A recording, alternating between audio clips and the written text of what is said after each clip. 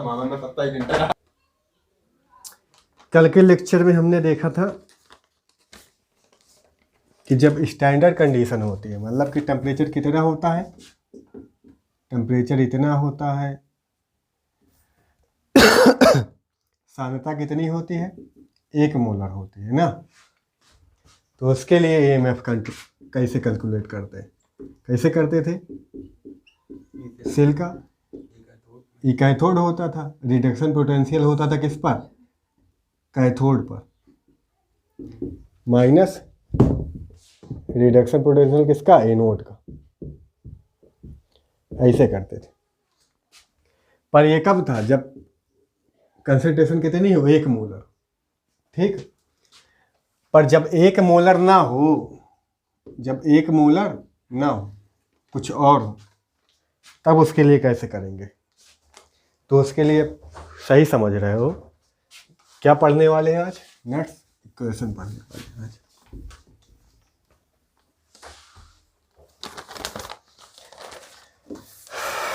तो फिर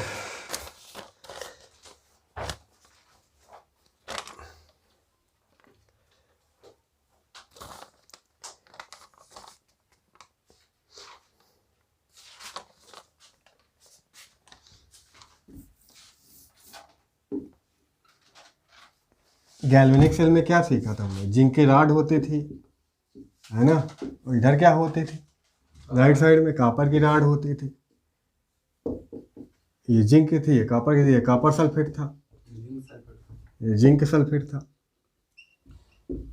यहाँ पे साल्ट ब्रिज लगाए थे, यहाँ से वोल्ट मीटर लगा दिए, है ना, यही था।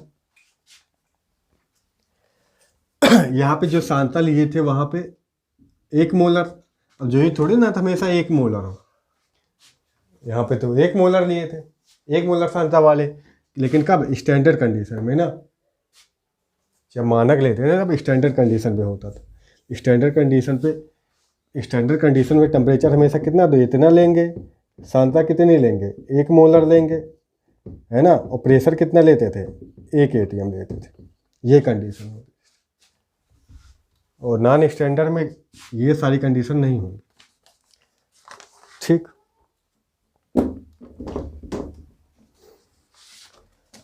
तो सेल, जो यहाँ पे ये जो सेल है, ये जो वर्क करेगा, जो इसकी एनर्जी होगी वो क्या होगी, V/Q होगी ना, V/Q होगी। पढ़ा होगा, जो वर्क होता है वो क्या होता है, उसका जो चार्ज है, आवेश है, उसका जो वोल्ट है, उसका मल्टीप्लाई वही होता है वर्क ना। वहाँ पे जो फार्मूला एक न्यूमेरिकल लगवाए थे वहाँ पर भी बताए थे। अच्छा, तो यहाँ पे इस सेल के लिए बात करें, जिस सेल में होता क्या था, जिंक होता था, जिंक क्या करता था, 2 इलेक्ट्रॉन रिलीज करता था और किस में बदल जाता था, जिंक आयन में बदल जाता था। कॉपर होता था, कॉपर 2 इलेक्ट्रॉन लेता था कि किस में बदल जाता था, कॉपर में बदल जाता था, ठीक। और हम बताए थे 1 मोल इलेक्ट्रॉन हो तो उस पर चार्ज कितना होता, 1 मोल इलेक्ट्रॉन पर चार्ज कितना होता था, इतना होता था, है ना, इतने कूलाम। ये जो वैल्यू था, 1 फैराडे की कल होती थी, 1 फैराडे बराबर कितना होता था, 96,500, इतने कूलाम, ठीक है। ये सारी चीज़ें पढ़े थे। अब यहाँ पे जो देखो, अगर मान लो, अब पता थोड़ी ना कितना है, ये तो 1 मोल इलेक्ट्रॉन के लिए है, लेकिन सेल में कितने मोल है हमें क्या मालूम है, कितने मोल इलेक्ट्रॉन है ना, कुछ मोल तो फिक्स है नहीं। माना हमने, मान लो सपोज दैट क्या कर दिया, N मोल है, कितने मोल है, N मोल है, तो N मोल के लिए कितना हो जाएगा। अगर 2 मोल के लिए, दो मोल के लिए होता, 2 मोल इलेक्ट्रॉन के लिए तो 2 फैराडे की वैल्यू हो जाती, 2 फैराडे की वैल्यू मतलब 2 से इसमें मल्टीप्लाई हो जाता, 2 × 96,500 ना। और अगर N मोल हो तो क्या हो जाएगा, N फैराडे के लिए N से मल्टीप्लाई हो जाएगा, ठीक बात। तो चार्ज कितना हो जाएगा, Q जो हमारा होगा क्या होगा, N फैराडे हो जाएगा ना, Q जो होगा क्या हो जाएगा, N फैराडे, अगर N मोल इलेक्ट्रॉन, अगर क्या हो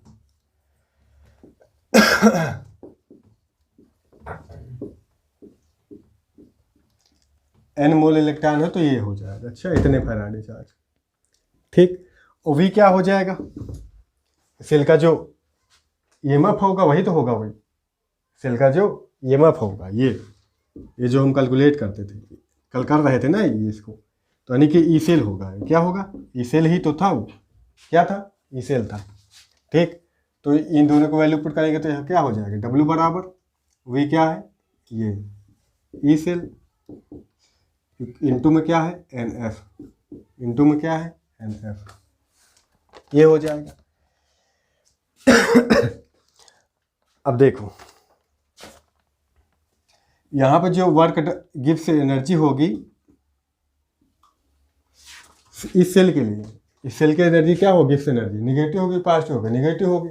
क्यों होगी? क्योंकि धीरे धीरे जैसे वर्क डन करेगा तो सेल की एनर्जी क्या होगी? धीरे धीरे कम होती जाएगी, धीरे धीरे क्या होती जाएगी? सेल की एनर्जी कम होती जाएगी। तो इसका जो गिव्स एनर्जी जो वर्क डन होगा वो क्या होगा?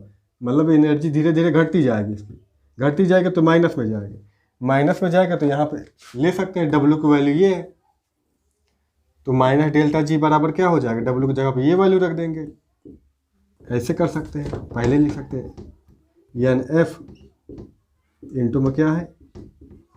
ई से। तो डेल्टा जी बराबर लिखना चाहे तो क्या हो जाएगा? माइनस में एन एफ ई से, ये हो जाए।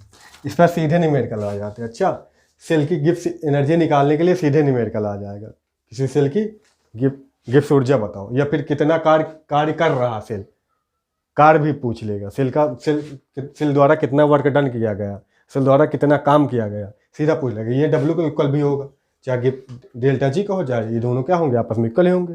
जितनी गिब्स चेंज जाएगी जितना डेल्टा होगी। भाई जितने टोटल उसका काम करने के लिए जितनी एनर्जी वही तो है उसकी गिब्स एनर्जी, है ना। और जितनी एनर्जी होगी उतना ही तो वर्क करेगा। तो कुल मिला के जो गिब्स एनर्जी होगी वो वर्क उसके काम करने के बराबर तो होगी, इक्वल होगी। समझ में आ रहा है? जितना मेरे पास एनर्जी मैं उतना ही काम करूंगा, मेरे यानी कि जितनी गिब्स एनर्जी है वो मेरे वर्क डन के बराबर होगी। जो वर्क है वो गिब्स एनर्जी बराबर माइनस क्यों लिए? क्योंकि गिब्स एनर्जी धीरे धीरे काम करेगा तो डाउन होगी तो माइनस मिलेंगे। माइनस ही को बता रहा है और कुछ नहीं। तो अगर वर्क डन सीधे न्यूमेरिकल आएगा, अच्छा इस पर सीधे आता है, इसी फार्मूले पर न्यूमेरिकल आ जाता है। ठीक, तो ये तो नॉन स्टैंडर्ड कंडीशन के लिए है ना गिब्स एनर्जी। अगर स्टैंडर्ड कंडीशन के लिए होता तो डेल्टा जी नॉट होता, डेल्टा डी नॉट। जैसे नॉट लग गया समझ लो किसको बता रहा है? हाँ, मानक को बता, स्टैंडर्ड कंडीशन को बता रहा है। उसके लिए क्या हो जाता है? N F E naught cell हो जाता है, ई नॉट सेल हो जाता है ना, इसके लिए ये हो जाता है। ठीक, सेल का जो एमएफ होगा वो स्टैंडर्ड कंडीशन के लिए, जैसे नॉट लगा समझ जाना स्टैंडर्ड कंडीशन के लिए। क्लियर है? बस कुछ नहीं। अगर मानक गिब्स एनर्जी निकालनी है तो मानक वाला रखना पड़ेगा, अगर नॉर्मल वाला निकालनी है तो नॉर्मल वाला रखना पड़ेगा बस। और ये तो कैलकुलेट करना हम सीखे ही थे कल, ये चीज़ें कल सीख लिए थे कैलकुलेट करना। ठीक, अगर ये समझ आ गया तो ठीक है। फिर उधर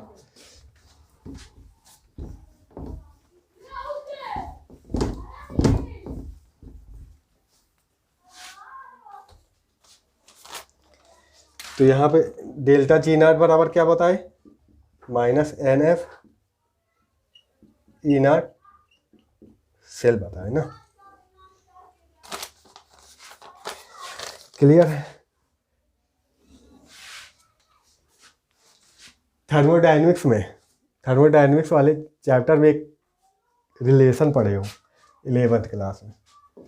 अब नहीं पढ़े हो तो जान लो ये होता ही। अच्छा, अब पढ़े हो तो अच्छी बात, नहीं पढ़े तो बुक खोलो पढ़ लो, मिलेगा।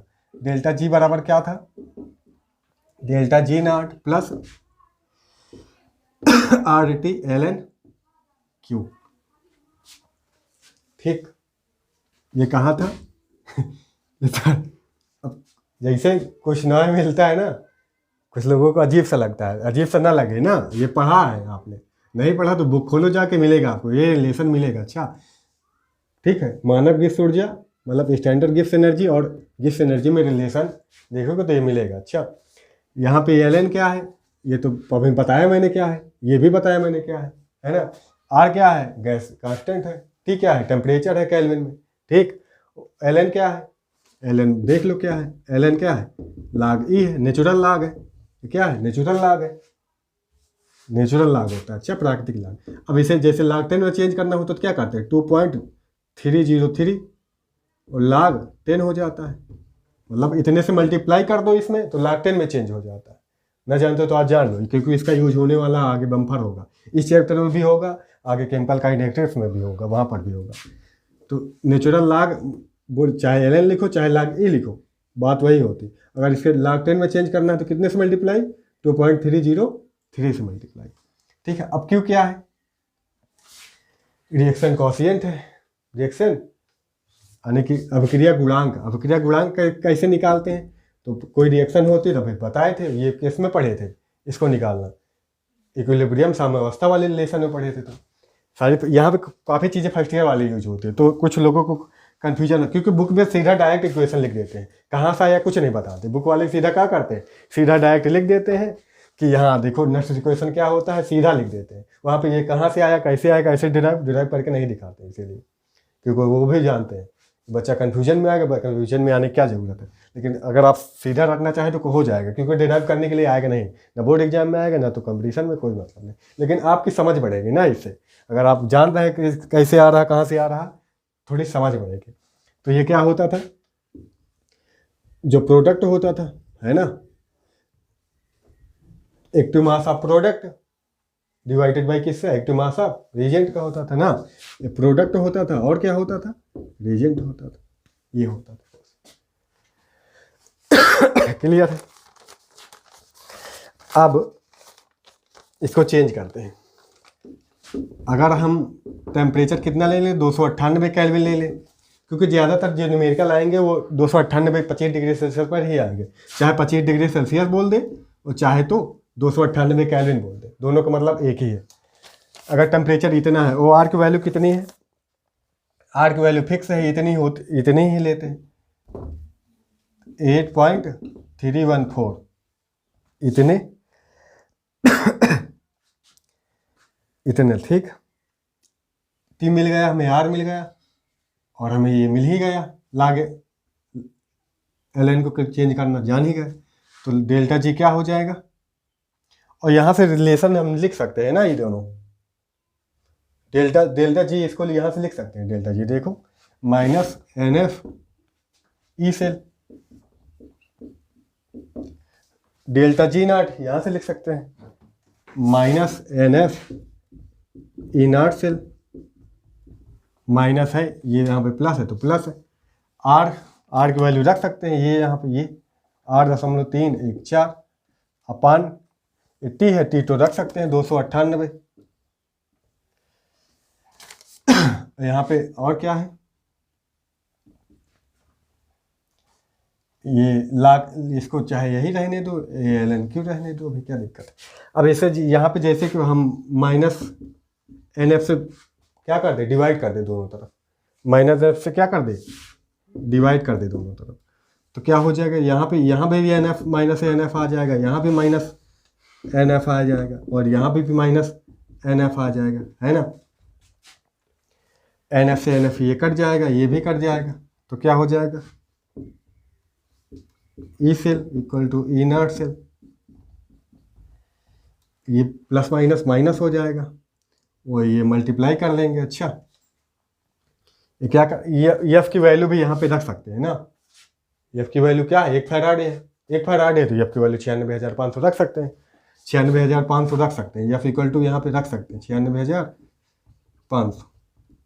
ठीक, इसको रखोगे कैलकुलेट करोगे तो इसको रखने के बाद कैलकुलेट किया जाएगा, अगर एफ की वैल्यू रखने के बाद यहाँ पे कैलकुलेट करने का। अच्छा, ये रखने के बाद यहाँ पे कैलकुलेट करेंगे 0.059 आता है। ठीक, मुझे डाटा आप कैलकुलेट करके देखें तो यही आएगा। नीचे क्या बचेगा, एन क्या है, नंबर ऑफ मोल इलेक्ट्रॉन है, यहाँ मल्टीप्लाई में क्या होगा, ln क्यों, यही है नेक्स्ट इक्वेशन। ठीक, अब यहाँ ये तो स्टैंडर्ड का, ये कितने के लिए है, ये एट टेम्परेचर कितने के लिए है, टी कितना होना चाहिए, यहाँ पे 298 होना चाहिए, तब ये डायरेक्ट लगा देंगे, नहीं तो डायरेक्ट नहीं तो वही जो भी बताया ना मैंने, यहाँ पे इस साइड में बता देता।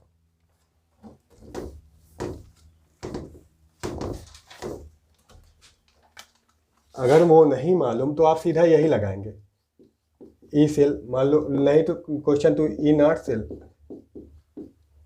माइनस क्या हो जाएगा, यहाँ आर, यहाँ टी, और यहाँ पे एल एन क्यों होगा, और नीचे एन एफ रहेगा। ठीक, ये होगा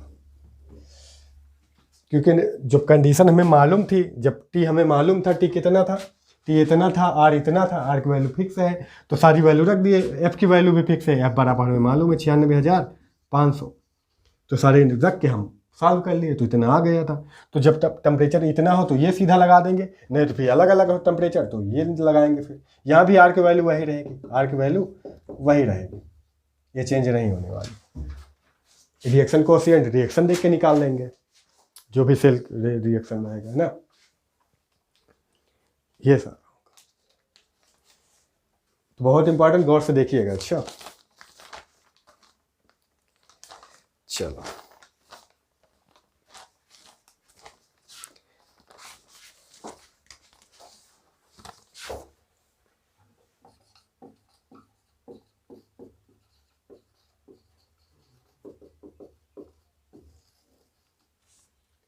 ये थी नट्स इक्वेशन।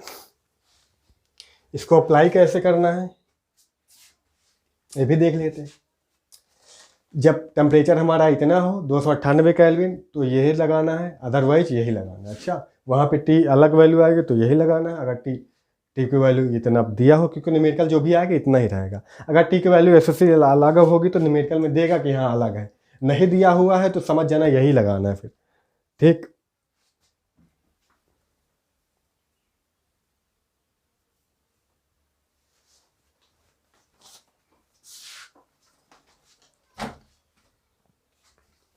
नया कुछ नहीं है, ये सब सारा समझ में आएगा। नया सिर्फ यही रिलेशन है, ये रिलेशन होता ही है, ये माइंड में मगज चौका लेना है। ठीक है, तो अभी हमने देखा ये कहाँ से आया है। ठीक है,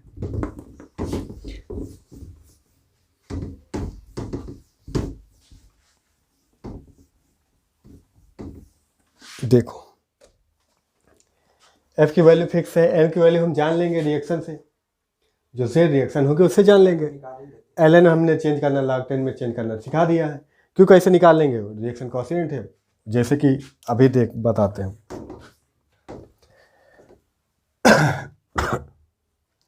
अब जैसे ए से पी हो रहा है, ए से पी हो रहा है तो ये क्यू क्या होगा, एक्टिव मास ऑफ पी होगा divided by active mass of A होगा, है ना। अब जैसे कि यहाँ पे यही होता, क्या होता, NaCl होता, ये टूटता है Na प्लस और Cl माइनस में, तो क्यू क्या होता, Q active mass of Na होता, और इनटू में क्या होता है, एक्टिव मास ऑफ Cl होता divided by active mass of NaCl होता, है ना। यह होता, वहाँ पे वो इसकी कंसंट्रेशन दी होगी न्यूमेरिकल में, कंसंट्रेशन रख लेंगे। इसके सॉलिड होगा तो सॉलिड के लिए एक लेंगे, सॉलिड के लिए एक लेंगे, आयन के लिए होगा तो आयन के लिए दी होगी वहाँ पे। ठीक है, न्यूमेरिकल में। और अगर गैस के लिए होता तो गैस के लिए अगर गैस होता तो गैस के लिए जैसे H2 होता नहीं Cl2 होता, उसके लिए वो जो उसका प्रेशर होता, कंसंट्रेशन उसका जो प्रेशर होता वो लिया जाता है। अच्छा, तो वहाँ पे उसका प्रेशर होगा वो लिया जाएगा, वहाँ पे उसकी कंसंट्रेशन नहीं है ना, हाँ जो प्रेशर रहेगा वो लिया जाएगा। ठीक, अब ये भी आप पता चल गया आपको, ये कैसे निकाल देंगे ये भी हमने सीखा था। इनर्शियल कैसे निकालेंगे ये भी हमने सीखा था। कैसे सीखा था, इनर्ट रिडक्शन परसेंटेज किस पर, कैथोड पर, माइनस इनर्ट किस पर, रिडक्शन पोटेंशियल होगा किसका, एनोड पर, तो इनर्ट सेल की वैल्यू आ जाएगी। ठीक, सारी वैल्यू पता चल जाएगा तो ई सेल की वैल्यू निकाल लेंगे आराम से, यूज करना आ जाए बस। इतनी चीज़ें, इतने ही प्रॉब्लम यहाँ पे इतने कैलकुलेट करना है बस यहाँ पर। ठीक है, सारी चीज़ें आसान है।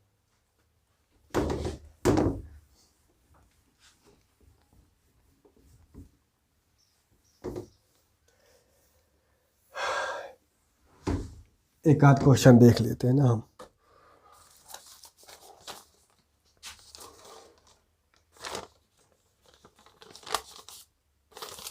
अब सबसे बड़ी खास बात इसकी ये है, इसे हाफ सेल फुल सेल दोनों के लिए लगाया जा सकता है। अब वहाँ पे जो था अभी तक जो हमने सीखा था वो सिर्फ हाफ फुल सेल में लगाते थे, इसका यूज हम हाफ सेल में भी कर सकते हैं ना आराम से।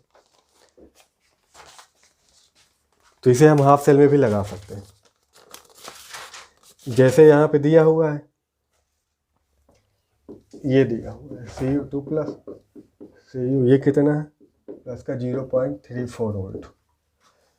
टेम्परेचर यहाँ पे दिया हुआ 298 केल्विन और Cu की कंसंट्रेशन दी हुई है 0.01, 1 मोलर की इक्वल नहीं है।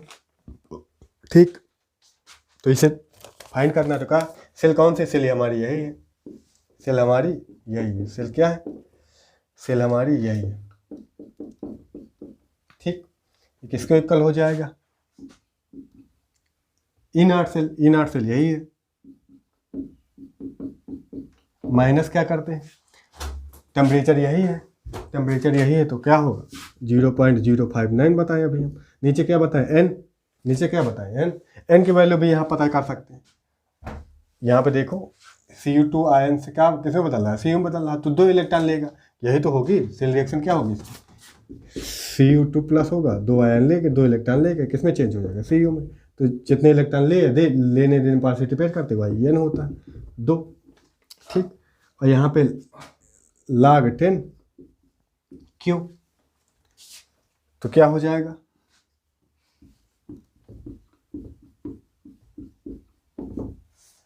इसकी वैल्यू दी हुई है, ये यहाँ पे ये दी हुई है, ये तो सीधे रख लेंगे, माइनस ये और ये एन, एन यहाँ पे 2 है। क्यों निकाल लेंगे यहीं से, क्यों निकाल लेंगे, क्यों, क्या होगा, प्रोडक्ट इसका एक अपान में इसका। ठीक, तो क्यू की वैल्यू log 10, क्यू की वैल्यू रखें, क्यू की वैल्यू ये रख देंगे, Cu अपान में क्या है Cu2 प्लस आयन। ठीक है, अब ये क्या है, ये तो वैसे रहेगा, ये ऐसे हो जाएगा।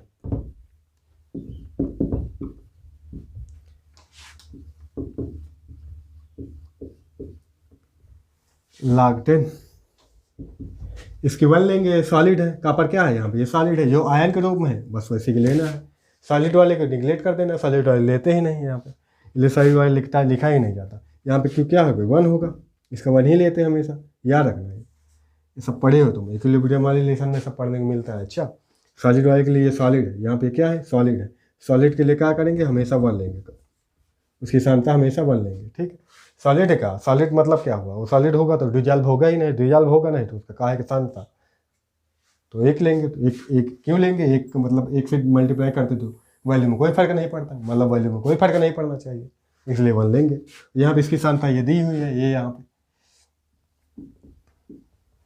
इसे सॉल्व करेंगे तो 100 से ऊपर नीचे मल्टीप्लाई करेंगे तो ऊपर 100 हो जाएगा, नीचे पॉइंट हट जाएगा, फिर इसे आगे कर लेंगे।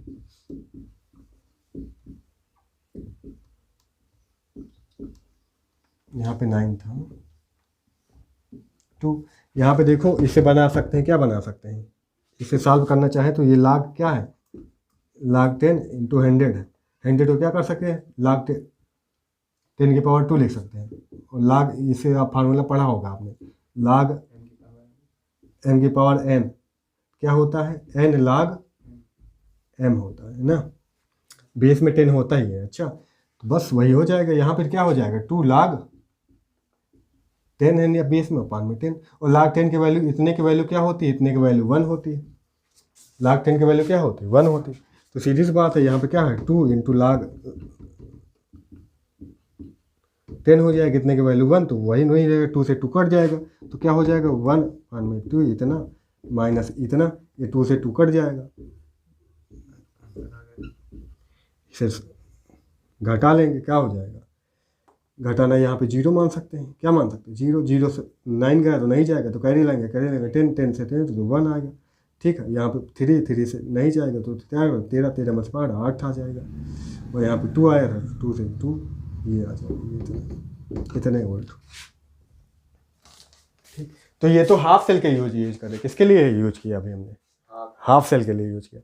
इसे फुल सेल में भी लगा सकते हैं, हाफ सेल में भी लगा सकते हैं, सब में लगा सकते हैं। इलेक्ट्रिफिकेशन का सबसे फंडा यही अच्छा है, ठीक है ना, फुल सेल के लिए भी लगा सकते हैं। ये तो हाफ सेल के मैंने लगा के दिखाया मैंने, ये हाफ सेल ही है। यहाँ पे देखो सिर्फ एक ही सेल का मान दिया हुआ है, एक ही सेल के वैल्यू दी हो ना, दोनों नहीं जुड़े हैं, इसमें हाफ ही जुड़ा हुआ है। अगर दोनों की होती तो फुल सेल बन जाता, फुल सेल बन जाता तो पहले इसका इस आराम से इसका कैलकुलेट कर लेते, उस वाले से E0 सेल निकाल लेते, E0 cathode minus E0 anode, उससे निकाल के ये निकल आता फुल सेल के लिए, फुल सेल के लिए आ जाता, फिर यहीं से लगा देते, फिर इसकी ये निकाल देते। तो हाफ सेल के भी लगा सकते हैं, फुल सेल के लिए भी लगा सकते हैं। सबसे खास बात इसकी यही है। ठीक,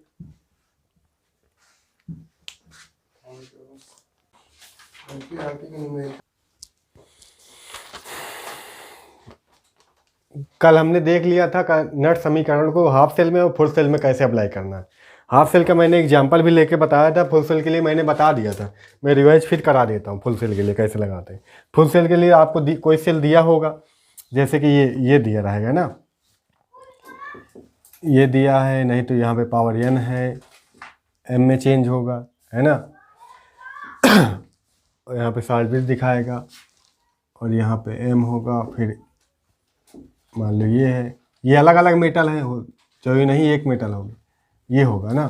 यहाँ पे सांता हो सकती है, एक मोलर ना हो, यहाँ पे नट समीकरण तो सांता हो सकती है अलग अलग हो, इसके अलग हो, इसका 0.01 हो, इसका 0.02 हो, ऐसे कुछ 0.2 ऐसे कुछ हो। ठीक, तो इसके लिए पहले क्या निकाल लेते हैं, E0 सेल की वैल्यू निकाल लेंगे। यहाँ पे अलग अलग दोनों को दिया, कैथोड पर कितना होगा, एनोड के लिए कितना होगा, दोनों की वैल्यू अलग अलग दी होगी। मान लो E0 सेल दिया हुआ किसके लिए, एक दूसरे मेटल के लिए दिया अलग, दूसरे मेटल के लिए अलग वैल्यू दी है। ठीक है, एक जिंक वाला है, मान लो ये वाला जिंक का रहेगा तो उसके लिए अलग दिया होगा E0 सेल का मान, इसके लिए अलग दिया होगा E0 सेल का मान। ठीक, तो E0 सेल इससे निकाल ही लेंगे, E0 सेल ये यहाँ पे क्या होता है, कैथोड वाला माइनस E0 एनोड वाला।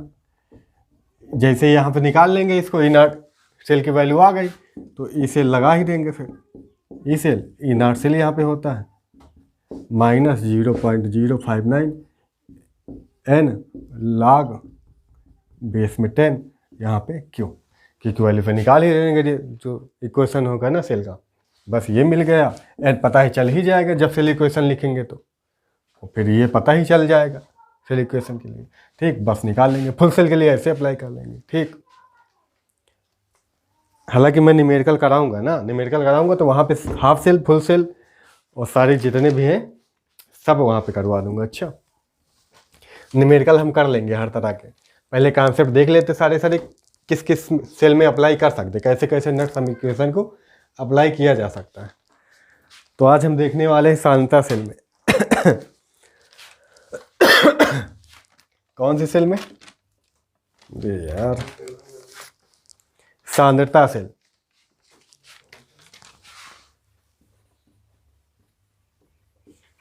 सांद्रता सेल में कैसे अप्लाई करना, कंसंट्रेशन सेल।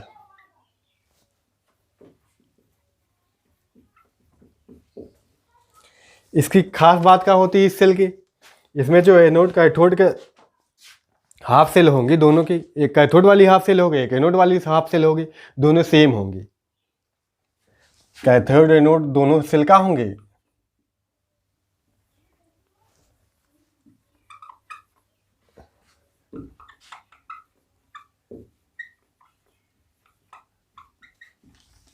दोनों का होंगे, सेम होंगे। अच्छा, ये रहना याद रखना, दोनों सेम होने का मतलब क्या होगा, उनके अंदर जो कैथोड का मेटल होगा, जो एनोड की राड होगी, जो कैथोड की राड होगी, दोनों का मेटल का होगा, सेम होगा, दोनों एक ही धातु के होंगे। अच्छा, और वहाँ पे जो सोल्यूशन होगा, दोनों का सोल्यूशन भी क्या होगा, एक होगा। तभी ना हम कहेंगे क्या, मतलब कैथोड एनोड दोनों के हाफ सेल जो हैं वो क्या होंगे, सेम। सेम होने का मतलब यह है कि जो उनके जो राड है दोनों में, दोनों अर्ध सेल में, वो दोनों राड भी सेम होंगे, और जो वहाँ पे जो उनके बिलियन भरा होगा ना, दोनों सेल का बिलियन भी सेम होगा। तो यहाँ पे एनोड मेटल और कौन सी, कैथोड मेटल का होंगे, सेम होंगे, एक जैसे होंगे, और वहाँ पे जो सोल्यूशन होगा, सोल्यूशन भी सेम होगा। इतनी खास बात। अच्छा, यहाँ पे सेम होगा, दोनों चीज़ें क्या होंगी, सेम होंगी। अब सेम होगा तो दोनों का जो वो होगा क्या, ई नाट का मान वो भी क्या होगा, सेम होगा, है ना, वो क्या होगा, सेम होगा। सेम होगा तो ई नाट सेल दोनों के लिए क्या हो जाएगा, दोनों के लिए ई नाट सेल क्या हो जाएगा। अब दोनों कैथोड पर भी वही मान होगा, जो कैथोड पर होगा, जो माइनस एनोड पर होगा वही वैल्यू आएगी, आएगी ना आएगी बताओ। दोनों में वही वैल्यू आएगी, वही वैल्यू आएगी तो ये भी जी, मान लो ये भी वही एक्स है, ये भी एक्स है, तो ये क्या हो जाएगा, जीरो हो जाएगा। ये क्या हो जाएगा, जीरो हो जाएगा। तो ई नाट सेल पूरे सेल के लिए क्या हो जाएगी, ये इसकी वैल्यू क्या आएगी, जीरो आएगी।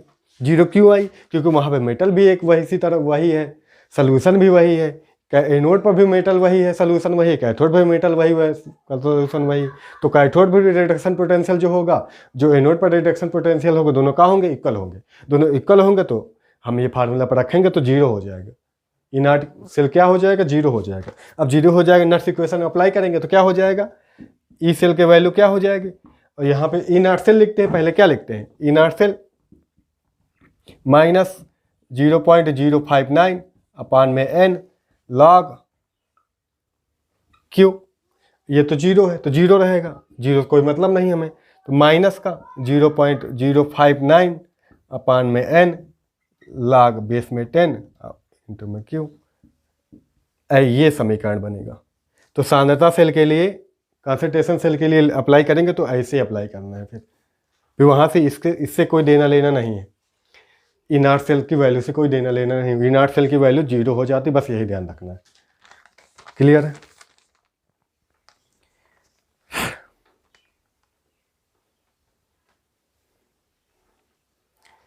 अब इक्विलिब्रियम कॉन्सेप्ट कैसे निकालेंगे वो देख लेते हैं।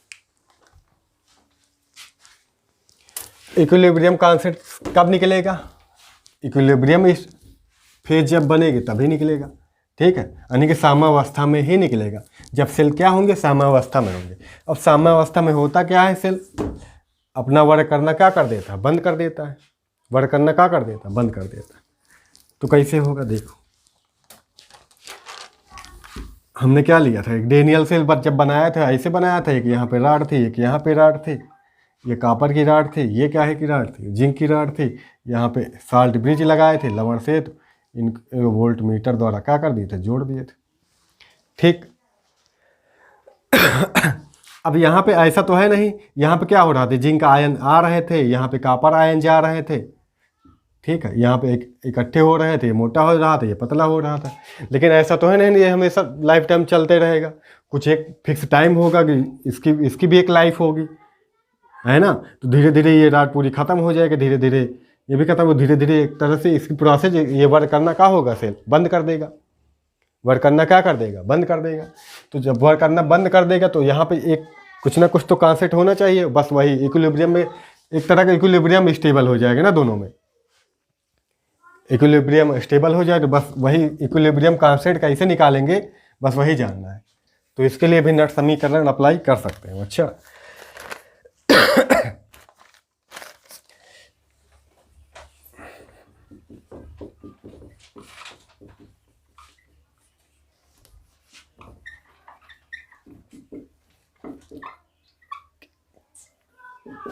के ई क्यू, कुछ बुक में कुछ के ई क्यू लिखा रहता, कुछ बुक में इसे के सी भी लिखे रहते, अच्छा है ना। कुछ बुक में के सी बताते, कुछ बुक में के ई क्यू। इक्विलिब्रियम कॉन्सेप्ट ये भी है, ये भी है, दोनों का मतलब वही है, कन्फ्यूजन नहीं होने। अब इक्विलिब्रियम कॉन्सेप्ट वहाँ पे जो रिएक्शन कोएफिशिएंट लेते थे उसके दर पर क्या लेंगे अब यहाँ पे, हाँ ये क्यों वहाँ पे जो नट समीकरण में क्या लेते थे, नट समीकरण क्या होता था, ई सेल क्या होता था, E cell equal to E naught cell, E naught cell minus 0.059 upon में एन लॉग बेस में 10 क्यू लेते थे। तो यहाँ पे क्यू इक्वल टू क्या लेंगे, क्यू इक्वल टू लेंगे हम, इक्विलिब्रियम कांस्टेंट क्या होगा, यही, या तो के ई क्यू ले लेंगे या फिर के सी ले लेंगे, जो आप चाहें, ठीक। अब बात सुनो, ये ले लेंगे। अब यहाँ पे जब ये इक्विलिब्रियम जब स्टेबल होगा, यहाँ पे जो ई सेल की वैल्यू होगी, ई सेल जब वर्क करना बंद कर देगा तो ये क्या हो जाएगी, ये जीरो हो जाएगी। जब सेल वर्क करना बंद होगा तभी ना स्टेबल होगा, तभी ना हम निकालेंगे के सी की वैल्यू, तब वो क्या हो जाएगा, ये जीरो हो जाएगा। तभी सेल की वैल्यू क्या हो जाएगी, 0 हो जाएगी। तो सारी वैल्यू पुट करो, निकालो।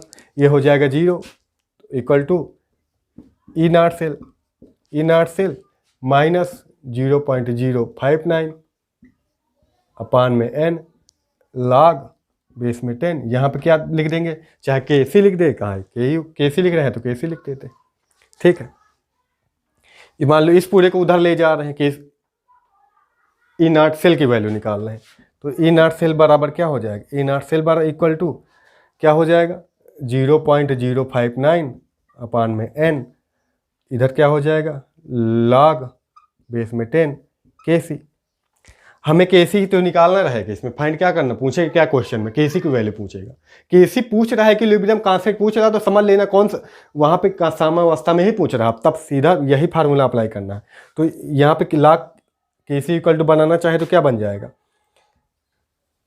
log के सी बेस में 10 होगा ही, तो क्या हो जाएगा ई नॉट सेल इंटू में क्या हो जाएगा n, इसको उधर भेज देंगे, अपान में डिवाइड बाई कितना हो जाएगा, ये नंबर 0.059। ठीक, ये बनेगा फार्मूला। यहाँ पे जो log की वैल्यू अगर डायरेक्ट कभी कभी इसी का वैल्यू पूछ लेता है, नहीं तो log की वैल्यू एंटी log से हम निकाल लेंगे। आगे के लेक्चर में हम वही सीखने वाले हैं। ठीक, हाफ सेल के लिए कैसे अप्लाई करना है, फुल सेल के लिए कैसे अप्लाई करना है, कंसंट्रेशन सेल के लिए कैसे अप्लाई करना है, इक्विलिब्रियम कॉन्सेंट्रेट के लिए कैसे अप्लाई करना है, सारे कॉन्सेप्ट मैंने बता दिए, सारे के सारे कॉन्सेप्ट मैंने बता दिए। अब log एंटी log देख लेते हैं, फिर इसके सारे कॉन्सेप्ट खत्म हो जाएंगे, फिर सीधा हम न्यूमेरिकल पे आ जाएंगे।